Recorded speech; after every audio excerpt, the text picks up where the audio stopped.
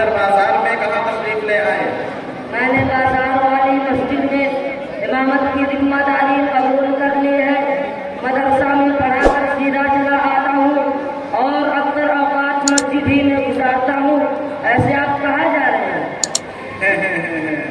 तो मौलाना कोई नहीं बाजार जा रहा था।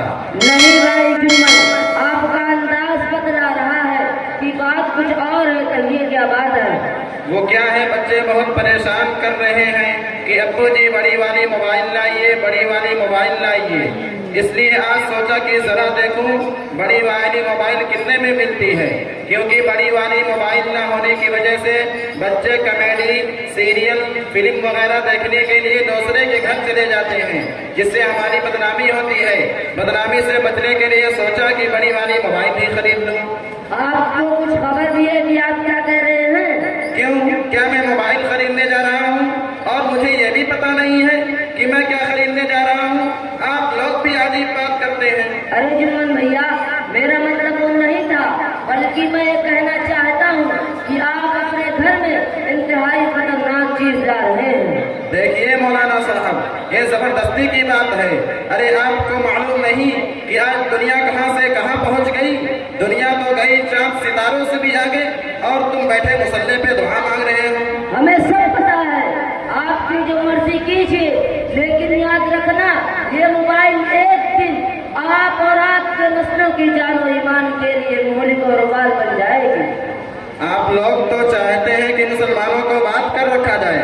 भला कोई तो कहे मनोरंजन के लिए अगर कॉमेडी सीरियल देखा तो हराम, जहन की ताजगी के लिए जरा नाच लिया तो बेहयाई, बीवी बच्चों को बिना निकाब के पार्क में रह गए तो उड़ियानियत। आखिर आप लोग चाहते क्या हैं? क्या आप लोग हम लोगों को जीने भी देंगे या नहीं? जुम्मन भैया, ये ईमान की कमजोरी है, इसलिए आप ऐसी बातें बोल रहे हैं। आपको तो मालूम है कि मैं ज्यादा पढ़ा लिखा हुआ नहीं हूँ, फिर भी ये बताने की कोशिश करूँगा कि मोबाइल ने इंसानी दुनिया, इंसानी अखलाक और किरदार, इंसानी गैरत और हमीयत सब कुछ तबाह और बर्बाद कर रहा है। हर शख्स को ये फिक्र है कि मेरे बच्चे ऐशो मस्ती की जिंदगी कैसे गुजारेंगे, लेकिन किसी को उनके ईमान और आखिरत की फिक्र नहीं। क्या आप इस बात को नहीं मानते कि मोबाइल के बहुत से फायदे हैं? अगर एक आदमी दिल बहलाने के लिए कभी कभार ड्रामे, सीरियल, कॉमेडी वगैरह देखने के लिए मोबाइल घर में रख ले तो इसमें क्या बुराई है? मैं फिर वही कहूँगा कि आप लोगों का जबरदस्ती का फतवा है।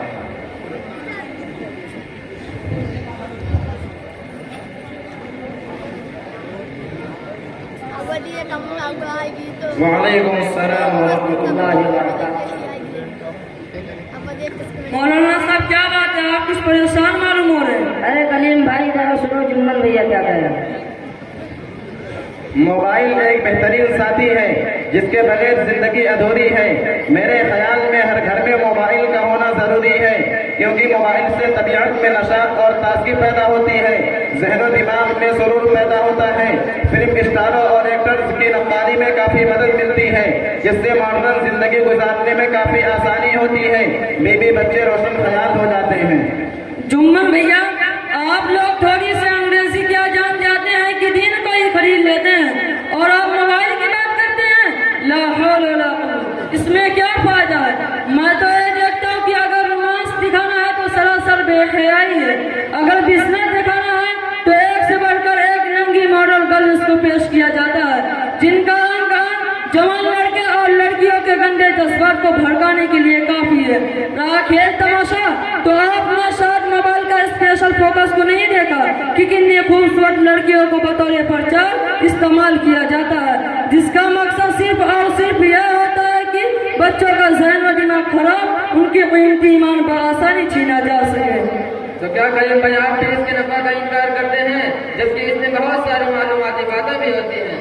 मिस्टर जमील, मैं इस नफे का इनकार करने वाला कौन होता हूँ? आप एक बात बताओ कि आपके पास एक बिजनेस है जिसमें नफा थोड़ा और घाटा ज्यादा है, तो क्या आप ये कहकर बिजनेस को पकड़ रहेंगे कि थोड़ा ही सही मगर नफा तो है?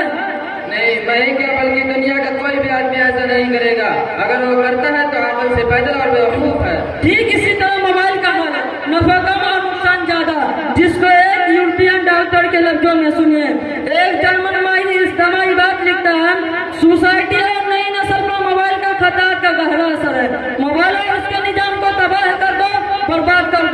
قبل اس کے کہ ہمیں برباد کر دے۔ اس بارے میں ہم یہ کہہ سکتے ہیں کہ یہ اس محقق کی اپنی ذاتی رائے ہے اور کسی کی ذاتی رائے کا ماننا اور اس کا اعتبار کرنا ضروری نہیں۔ حیرت ہے کہ آپ کالج کے اسٹوڈنٹ ہو کر ایسے احمقانہ اور بیوقوفانہ بات کرتے ہو۔ افسوس، صد افسوس۔ میں نے ایسی کیا بات کہہ دی؟ کیا میری یہ بات غلط ہے؟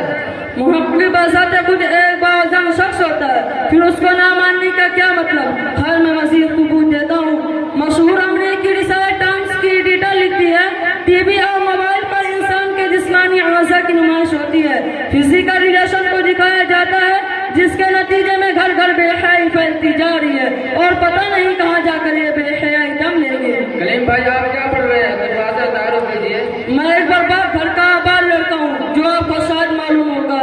آج کل علاقے کے معروف ادارے مدرسہ اسلامیہ بحر العلوم میں تعلیم حاصل کرتا ہوں۔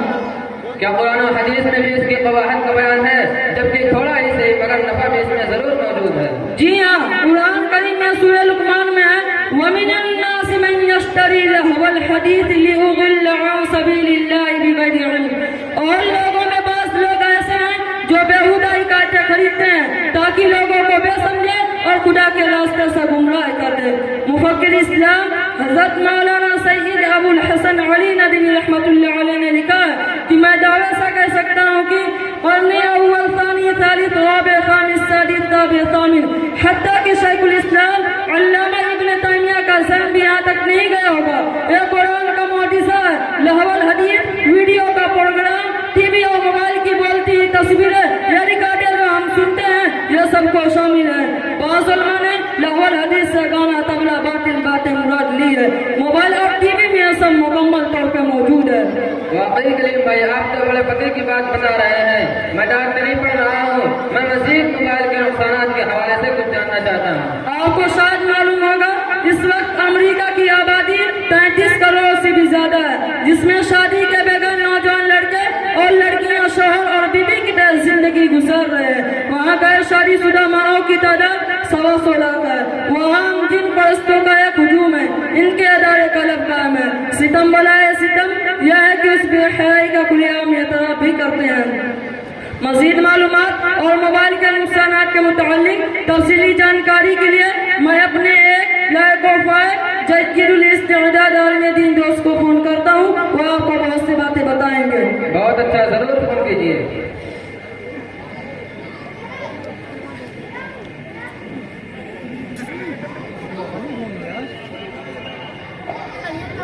السلام علیکم حضرت۔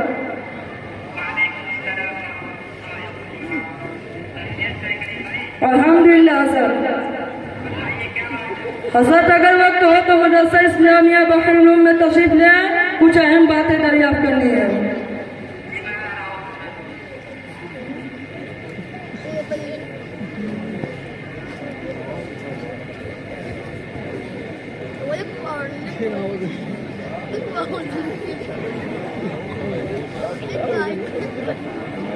السلام علیکم ورحمۃ اللہ وبرکاتہ۔ وعلیکم السلام ورحمۃ اللہ وبرکاتہ۔ حضرت ہمیں موبائل کے نقصانات سے کچھ مبتلا فرمائے۔ نحمده ونصلي على رسوله الكريم، اما بعد۔ دیکھیے، موبائل کے بہت سے نقصانات ہیں، جسمانی بھی روحانی بھی۔